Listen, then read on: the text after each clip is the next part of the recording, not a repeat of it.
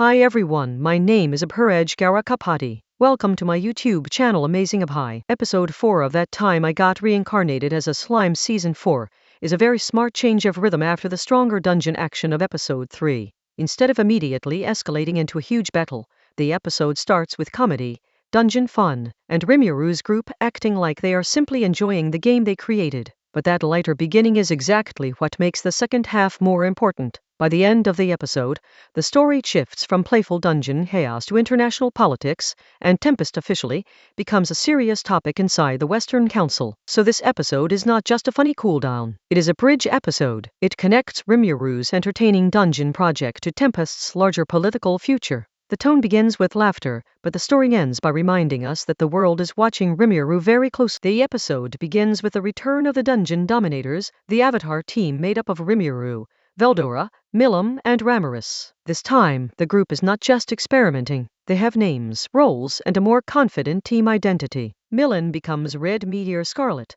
Ramiris becomes Mauve Titan, Veldora becomes Gold Skull, and Rimuru becomes Blue Death. The whole setup feels like a fantasy game team, and that is exactly why it is fun. These are some of the most powerful beings in the world, but inside the dungeon they are acting like overexcited players trying to dominate every challenge. The comedy comes from how seriously they take something that should be recreational, but the important point is that Tempest's dungeon is becoming more than entertainment. It is becoming a system that attracts attention, builds reputation, and secretly trains power. Because the dungeon dominators are worried about Team Green Fury returning, they start practicing against other adventurers throughout the dungeon. This gives the episode a very funny but slightly terrifying feeling. From the adventurers' point of view, they are entering a dungeon challenge. From Rimuru's side, these people are basically becoming live practice targets for 4 absurdly powerful troublemakers in avatar bodies. That difference creates the comedy. It also shows how dangerous the dungeon can become when Rimuru and his friends are actively participating in it. The dungeon is no longer just a passive attraction filled with monsters and floors. It now has a group of elite players roaming around, learning, improving, and testing the limits of the system. That makes the early half of the episode energetic and playful, while still showing how Tempest keeps turning fun ideas into strategic tools. The adventurer beatdowns are played mostly for laughs, but they also reveal something important about Rimuru's world building. Tempest's dungeon is working, adventurers are entering, the challenge is exciting, and the entire system is producing attention. Every fight becomes part of a bigger public spectacle. Rimuru may be having fun, but he is also building a tourism economy, a training facility, a defensive trap, and a reputation machine at the same time. This is one of the best things about Slime as a series. Even the comedy has nation-building logic behind it. The episode makes the dungeon feel like a living business that keeps pulling people into Tempest. That is why the action scenes matter. They are not only there to show off power, they show that Rimuru's strategy is working at multiple levels. Meanwhile, Masayuki and his team are still doing well inside the dungeon and have reached the 50th floor. This is important because Masayuki is not only another adventurer, he is a public figure with fame, momentum, and attention around him. When someone like Masayuki advances through the dungeon, people notice. The televised broadcast helps turn the dungeon into a massive event, and that causes the town to boom with new adventurers. This is one of the clearest examples of Rimuru's soft power. Tempest is not only becoming strong through armies or magic, it is becoming influential through entertainment, tourism, spectacle, and public curiosity. People want to visit, they want to challenge the dungeon, they want to be part of the event. That means Tempest is expanding its influence without firing a single. Before we move ahead, please take a second to like on this video.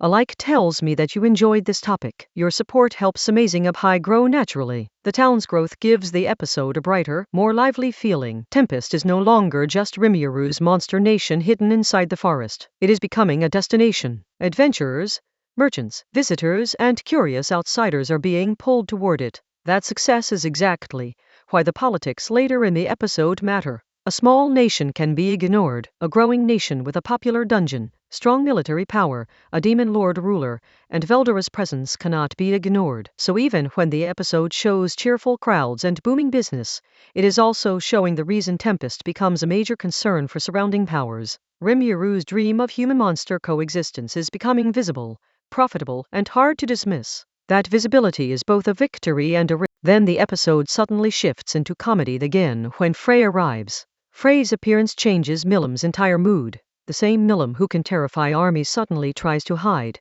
because she knows she has been avoiding her responsibilities while playing around with Rimuru and the others. This is one of the funniest parts of the episode, because it reminds us that even demon lords have people they cannot escape from. Frey does not need to fight Milim. Her authority alone is enough to make everyone nervous. The scene also works because nobody wants to get between Frey and Milim. Rimuru's group quickly understands that this is not their battle. Milim may be ridiculously powerful, but Frey represents discipline, duty, and consequences. The joke lands because it flips the power dynamic in such a simple Milim being dragged away by Frey is funny, but it also quietly reinforces a recurring idea in slime. Power without responsibility creates chaos. Milim is one of the strongest characters in the series, but she still needs people around her who can keep her grounded. Frey fills that role. After that, Shuna questions Rimuru about where he has been, while Veldora and Ramiris wisely make their escape. This whole sequence is light, fast, and comedic, but it also gives the cast personality. Rimuru may be a demon lord and national leader, but inside Tempest he is still surrounded by people who hold him accountable. That balance keeps the series charming. The strongest people in the room can still get scolded, exposed, or embarrassed by the people who know them best. The second half of the episode shifts to the Western Council, and this is where the story becomes much more serious. The main question is whether the Jora Tempest Federation should be accepted into the council. This is a huge moment, because it means Tempest is no longer being treated only as a monster nation or a strange outsider state. It is being discussed as a political partner. But the debate is not simple. Some nobles support the idea, while others are worried about Rimuru's power, Veldora's presence, and the influence Tempest could gain. This scene reminds the audience that Rimuru's dream of coexistence has to pass through politics, not just friendship. Even if Rimuru means well, other nations will calculate benefits, risks, alliances, and threats before accept. Johann Rostja becomes important in this council discussion, because he reframes the argument. Instead of focusing only on fear of Tempest, he points toward the military movements of the eastern countries. This changes the logic of the room. Suddenly, accepting Tempest is not just about trusting Rimuru. It becomes a strategic decision. If a larger threat is rising in the east, then having Demon Lord Rimuru, Veldora, and the monster army of Tempest on the western side becomes extremely valuable. This is classic slime politics. The strongest argument is not moral idealism alone.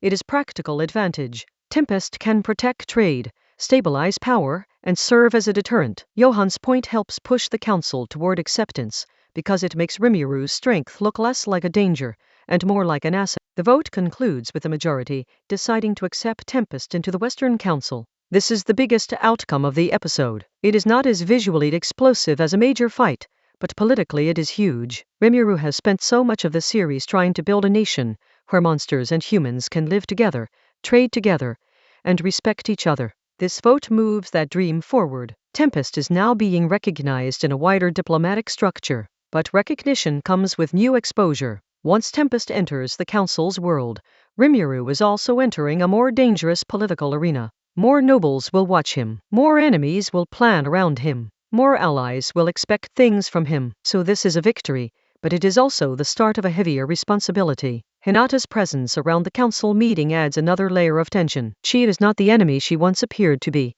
but she still represents the serious side of human politics and religious power. When she leaves the meeting and is intercepted by the first prince of Ingracia, the episode quietly suggests that the political threads are not finished. There are still people watching, moving, and possibly preparing their own strategies. This moment works as a hook because it tells viewers that the council vote is not the end of the issue. Tempest has been accepted, but other agendas are still active. Hinata is standing between multiple worlds, the church, human nations, and the reality of Rimuru's growing influence. Her position makes the coming political conflict feel sharper and more As a review, Episode 4 is not as intense as Episode 3, but it is still a very useful episode. Its biggest strength is flow. It starts with dungeon comedy and avatar chaos, moves into Frey disciplining Milim, then transitions into council politics and Tempest's diplomatic recognition. That structure makes the episode feel lighter than the plot actually is. The comedy keeps it entertaining,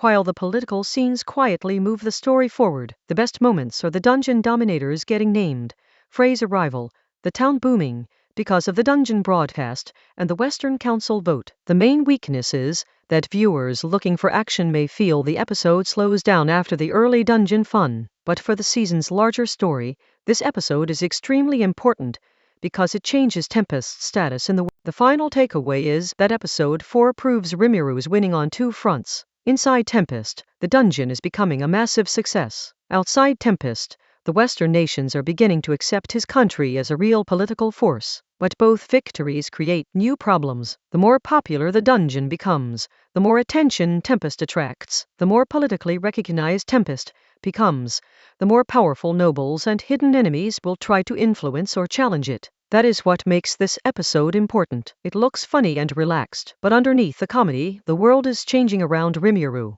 Tempest is no longer just growing. It is being pulled into the center of international strategy. Episode 4 may not be the flashiest chapter of the season, but it quietly moves Rimuru one step closer to the future he wants and one step deeper into the danger that comes with it. If you enjoyed this video, please hit the like button and subscribe to Amazing Up High. Subscribing makes sure you do not miss the next video, and it gives me motivation to keep improving the quality of every upload. Thank you for being here, and I will see you in the next one.